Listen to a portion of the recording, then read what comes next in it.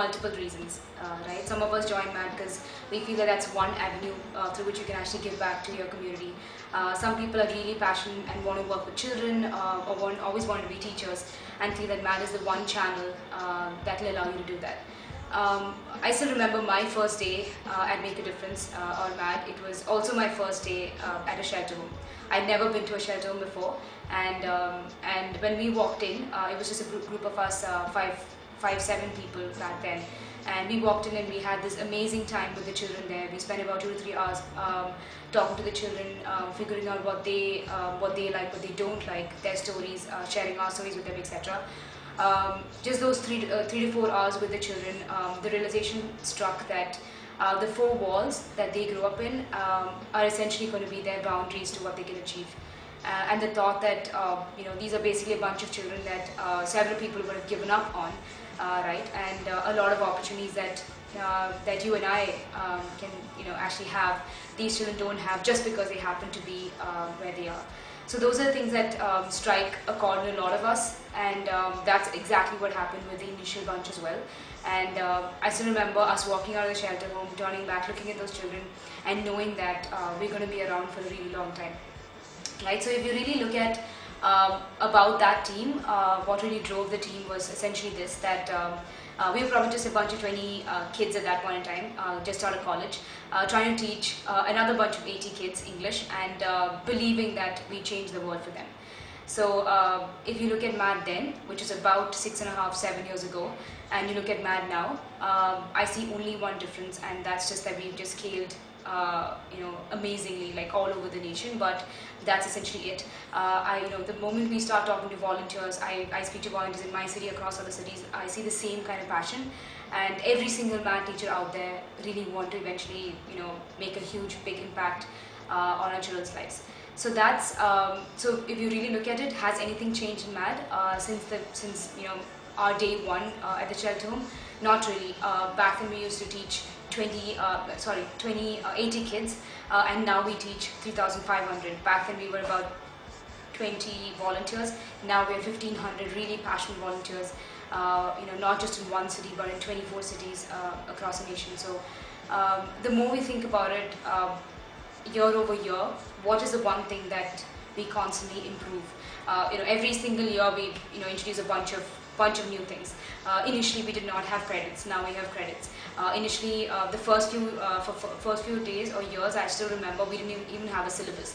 And then we came upon Cambridge. We knew our teachers wanted a structured syllabus for better quality classes, and then we introduced a Cambridge syllabus. So if every single year in MAD we look forward to improving the way we're doing things, and making sure that just the 2 or 4 hours or 6 hours that we spend with the children gets even more impactful as the years go by, right? So if you look at this year's improvement as well, it has the same theme, right? So what were the biggest problems that our teachers were facing on the ground?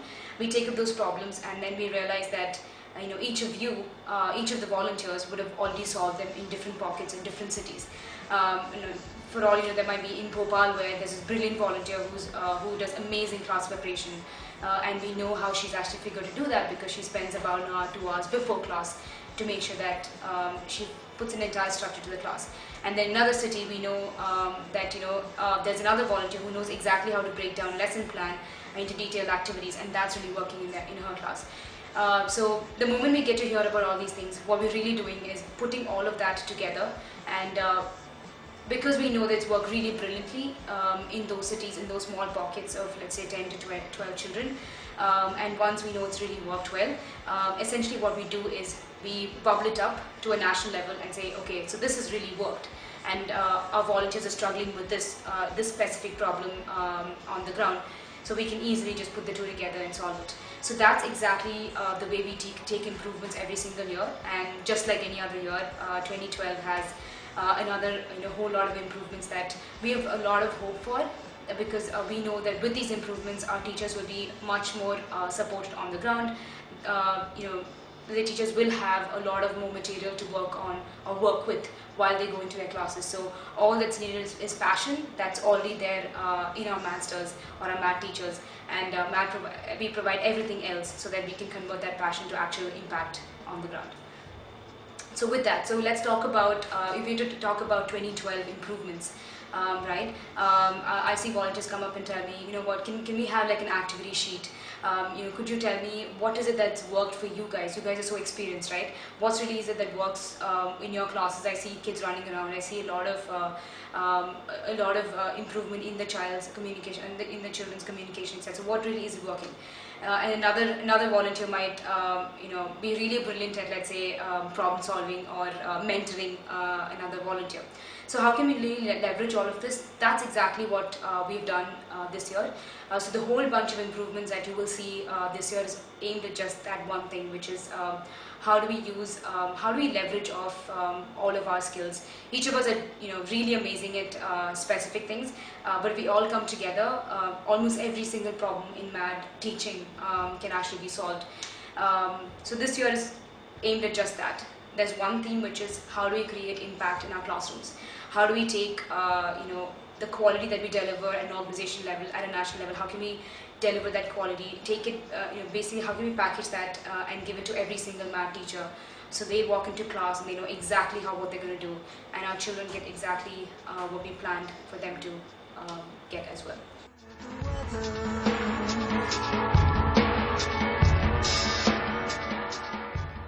So our first improvement, number one, is essentially, it's called 0 hour, right?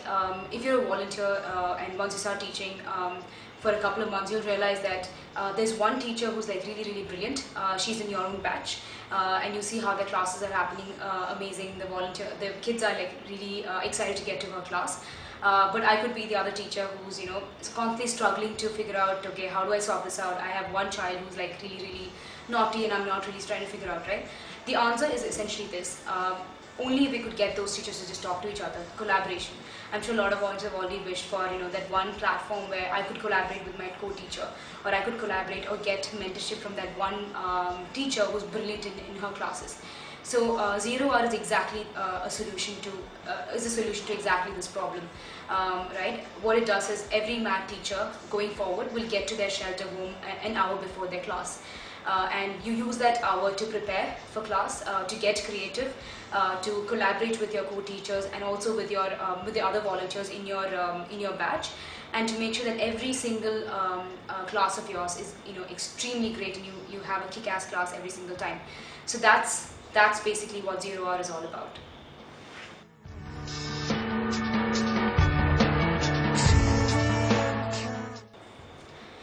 Improvement number 2 is it's called City Circle Time. We used to call it AVM before. We used to call it city meeting, etc. So this year it's called City Circle. We're calling it City Circle Time because essentially it's a time where all the volunteers or all the teachers of the city would come together, and we have a new format for City Circle Time, right? To make sure that every single City Circle Time is extremely valuable for our teachers. The new format is just about how do they go about reviewing their last month. It's going to be held on a monthly basis.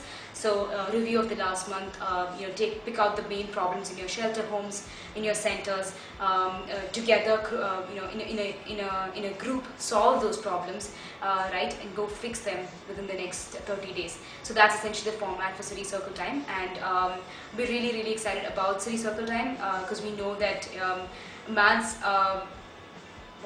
strength is its volunteers and its diversity, because every single one of us have amazing skills. So if we all come together in solving the problems of the city once in a month, almost every single problem could be solved.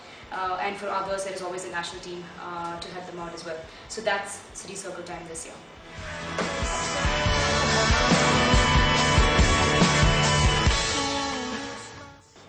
Alright, so improvement number 3 is all about a new and improved way of looking at credits. Right, so I just spoke about how important City Circle Time is going to be, because that's one place where teachers would stop, review what you've done the last month, and then see, okay, what are the problems and how can we fix it. What we've noticed is if you're a teacher who's really, really interested in improving as a teacher and improving your quality, essentially all of those teachers attend the City Circle Times, attend the AVMs very often. And what we've also noticed is that these AVMs or City Circle Times are great learning experiences for them, and they come out of it knowing a lot more about MAD, a lot more about the children, and a lot more about how to go about their classes. So this year, City Circle Time will be held monthly, and every single math teacher is expected mandatory to attend each of them. And there's a -1 credit attached to missing a City Circle Time. So that's essentially the new and improved, one part of the new and improved credits that we have. The second part is, it's about substitutions. So how do we make sure that we give math teachers the flexibility to get substitutions, but at the same time ensure that the impact on the children is as low as possible. And the one scenario is essentially a swap, right? If a math teacher needs a substitute, and the substitution is done by, let's say, the day 2 teacher, then for the child essentially it's the same. So what we're also giving our teachers this year is a +2 credits instead of 1 that we had last year. So if you substitute for your day 2 teacher, you earn a +2 instead of just a +1. So that's essentially trying to get all of our teachers to start swapping. If at all, your first person or your first option would be your day 2 teacher, and the day 2 teacher gets +2 credits. So that's essentially the credit. So what is the new credit system going to look this year? It's just going to be 2 changes. There will be a -1 attached to missing a City Circle Time, and you can always make up. There's a +2 if you're willing to substitute for your day 2 teacher.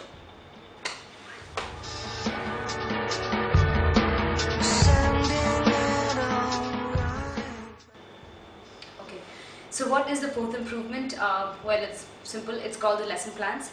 There are several math teachers out there that basically, with all their enthusiasm to prepare for class, but they still get stuck for ideas, stuck for an activity that they can actually do in their class, etc. So lesson plans is essentially a crowdsourced way of planning your classes. We've selected the best of the teachers from our math cities itself, and they've looked at all the 3 books: the teacher's book, the starters, the student's book, and the workbook, compiled all of that together, and have essentially created these crisp sheets where you spend about an hour and you will be able to plan your entire class with great quality actually. And that's what lesson plans are, and all of our teachers will be trained in it during the training, and I'm really excited about lesson plans because I think that's one great way to improve the quality of the classes on the ground, and also give our teachers the best resource and the best support, so that even with about 2 to 3 hours preparation, they would be able to deliver like a kick-ass, world-class quality in their classes. Right? So if you really look at all of these improvements, there have been 4 main improvements. There are a few others that are also in the pipeline and that will come through during the trainings. Essentially, it just goes back to the theme for this year. So we actually sat down and thought of, okay, in 2012, what is the one thing that we want to make sure that we do? And we went over everything that we did. So last year was about operational stability, and basically streamlining everything that is operationally which we call operational. In 2012, the main thing is about how can we ensure that every single class in math, every single child in math gets a great math class, or every single child in math has amazing quality teachers and has an amazing way of learning the English language. And that's essentially it, to making sure that every single one of our programs are run with great impact. So there's one word that we're going to use for this year. It's going to be impact, and you will see that all through the year, all of the improvements that we rolled out will be essentially mapped to this. And by 2013, by March 2013, we should typically be measuring, what are the number of children that's going up from one level to the next. If it's a library program, then how many children are moving up levels. If it's a placement program, then how many children are attending a placements activity every month. So those are the things that we're going to track to make sure that all of us spend so many hours trying to make these dreams come true for our children. And this year is going to be the turning point in making sure that as much as what we're trying to do, we actually convert them into actual impact on the ground. And that's what 2012 is going to be all about.